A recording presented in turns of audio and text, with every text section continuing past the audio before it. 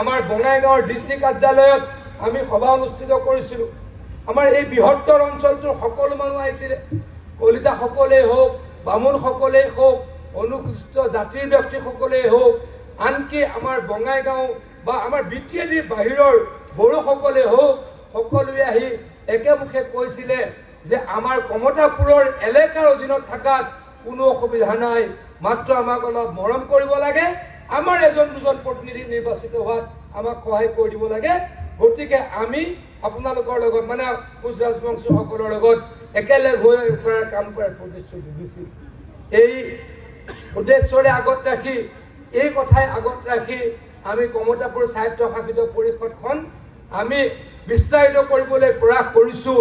এই ক্ষেত্ৰত অতি সোনকালে বিধানসভালৈকে আমি আইন আনি ইয়াক আইনত পৰিণত কৰি আপোনালোকৰ ক্ষমতা আৰু যাতে শক্তিশালী হয়, আপোনালোকৰ কমতাপুৰ স্বায়ত্তশাসিত পৰিষদৰ কাম কাজ যাতে আৰু শক্তিশালী কৰিব পাৰোঁ, বিস্তাৰিতভাৱে কৰিব পাৰোঁ, তাৰ কাৰণে প্ৰয়াস কৰিম বুলি মই প্ৰতিশ্ৰুতি দিছোঁ।